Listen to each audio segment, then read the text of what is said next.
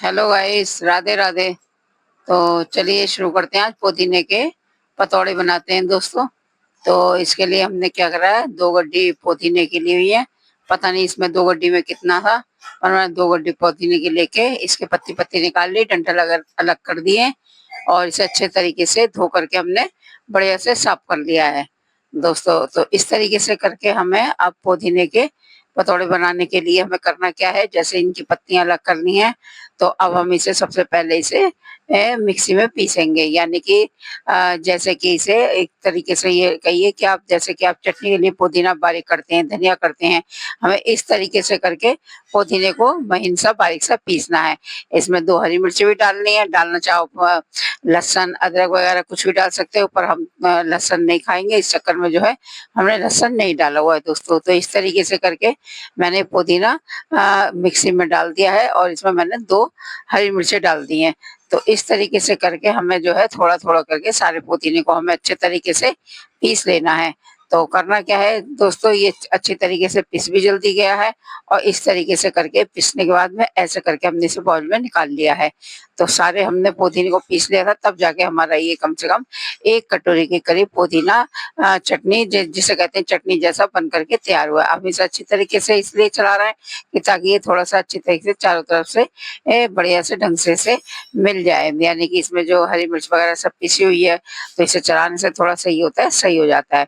तो दोस्तों हमें करना क्या है, हमने वो कढ़ाई पर रखी हुई है, गैस के ऊपर हमने कढ़ाई रखकर इसमें हमने थोड़ा सा तेल डाला है और तेल डालना जरूरी है, ताकि हमें करना क्या है, पतौड़े में हमें बेसन का इस्तेमाल करना है। तो हमें इस तरीके से करके हमें बेसन को अच्छे से भून लेना है दोस्तों। बेसन को हमें लाल या काला नहीं करना है, बस इतना ही भूनना है जितना कि इसमें हमें खुशबू आने लगे, यानी कि हल्का हल्का ये गुलाबी से कलर का होने लगे। तो इस तरीके से करके हमें जो है अच्छे तरीके से चारों तरफ से चलाते हुए हमें बेसन को अपने क्या कहते हैं भून लेना है दोस्तों। ये बेसन हमारा 250 ग्राम बेसन है और क्या कहते हैं 1 कटोरी के करीब हमारा पिसा हुआ पुदीना है। तो इसमें कम से कम 250 ग्राम बेसन आराम से लग जाता है। तो दोस्तों इस तरीके से देखिए थोड़ा थोड़ा कलर चेंज होने लगा है बेसन का। अब हमें करना क्या, हमें गैस को बंद करना है और इसे बेसन को हमें अच्छे तरीके से इसमें थोड़ा सा हल्दी मिर्च और नमक ये है, इस तरीके से करके हमें डालना है दोस्तों। गैस बंद करके डालना, ताकि जब तक आप ये डालोगे जब तक कहीं ऐसा नहीं हो कि वो ज्यादा जलने लगे, और क्या कहते हैं तेज आंच पर अगर रखेंगे तो ये ज्यादा मतलब डार्क भी हो जाएगा। तो इस तरीके से करके हमने इसमें हल्दी लाल मिर्च और नमक सब मिला करके अब अच्छे तरीके से हमने इसे चला दिया है दोस्तों। कढ़ाई इतनी गर्म है कि गैस जलाने की जरूरत नहीं है, इसमें ही अच्छे तरीके से भुन भी रहा है और चल भी रहा है। अब दोस्तों हमें करना क्या है, इसमें हमने 3-4 चम्मच के करीब हमने चावल का आटा लिया हुआ है। तो इस तरीके से करके हमने चावल के आटे को अच्छे तरीके से घोल लिया है दोस्तों। इस तरीके इससे होता क्या है कि हमारे जो पतौड़े हैं ये बहुत अच्छे तरीके से ये करारे हो जाएंगे।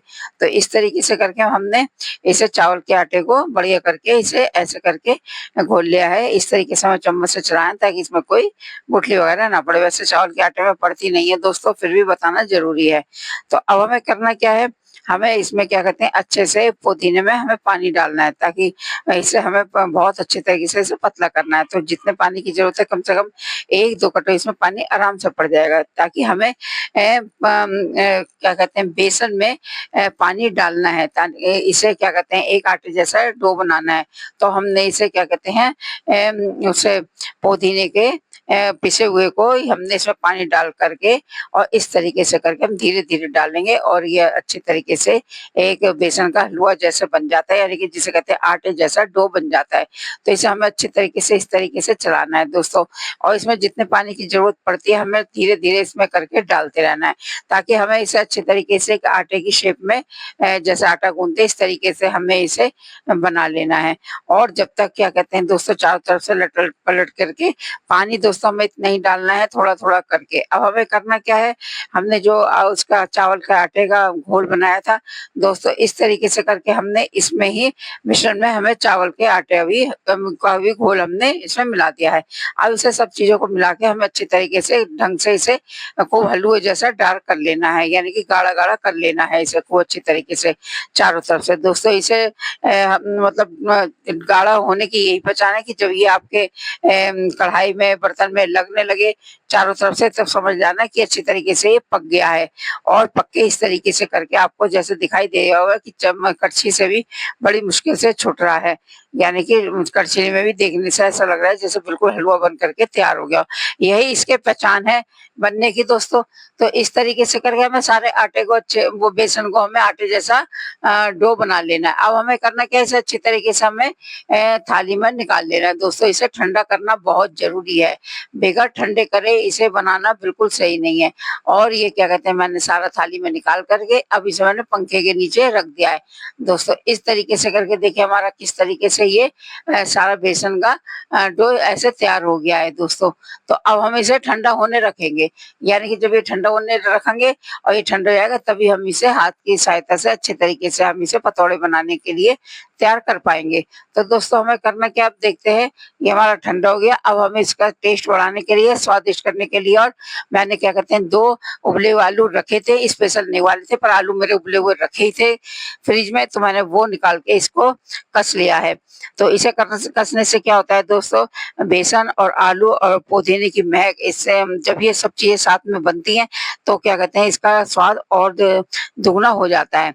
तो इस तरीके से करके दोस्तों अब हमें सारे क्या कहते हैं बेसन के डो को हमें ऐसे करके आलू में अच्छी तरीके से मिला लेना है चारों तरफ से इसे, जैसे कि हम आटे को दबाते हुए मुट्ठी की सहायता से बनाते हैं, तो ऐसे करके हमें आलू को सारा अच्छे से मिक्स कर लेना है दोस्तों।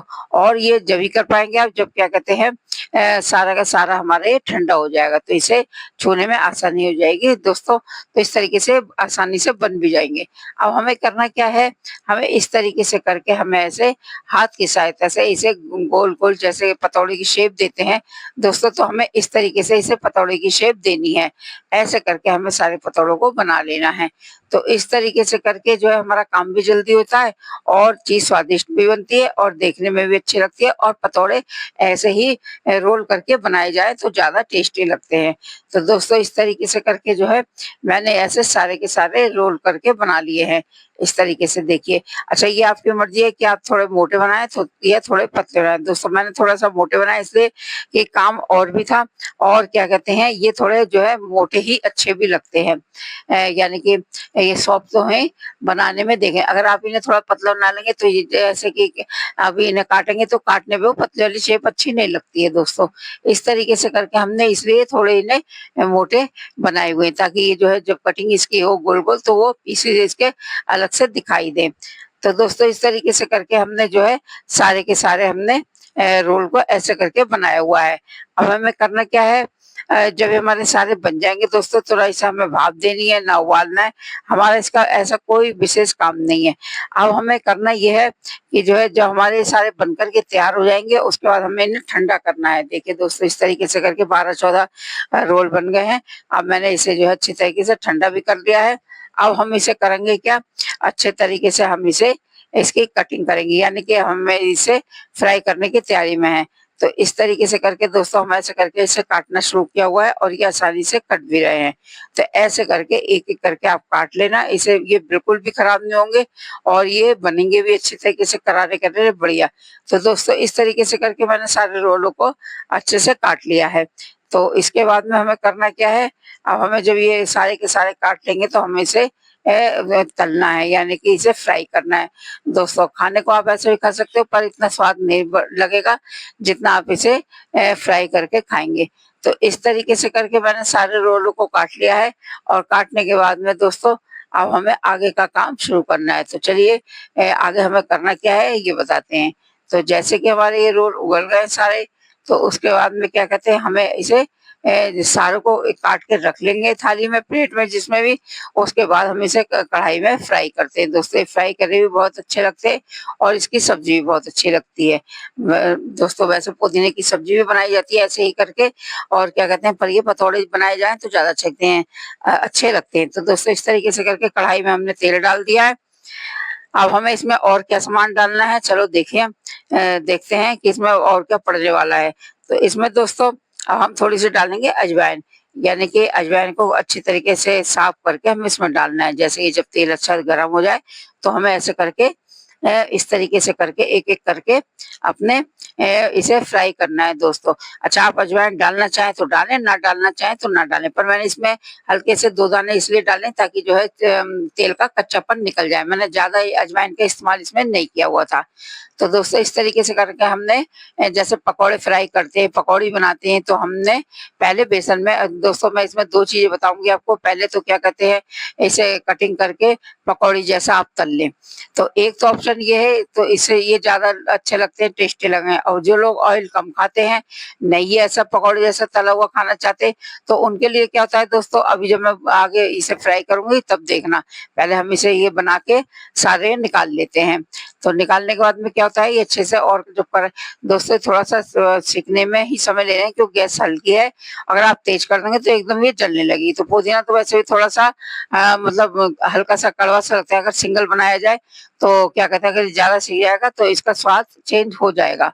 तो इसलिए हमें हल्की-हल्की आँच में इसे सेंकना है। सेंकने के बाद में जैसे कि हमारे सारे के बन के तैयार हो जाते हैं, तो हम इसे एक क्या कहते हैं, आगे का जो है पहले इसे निकाल लेंगे, फिर इसमें ही हम और फ्राई करेंगे। तो दोस्तों इस तरीके से करके मैंने जो है सारे पतोड़ों को जितने बनाए थे मतलब उतने निकाल लिया है। अब मैंने दूसरे भूनने की तैयारी कर रही हूँ, तो इसमें मैंने अजवाइन डाली, हींग डाली और क्या कहते हैं, इसमें जितना आप सामान डालना चाहें डाल सकते हैं दोस्तों।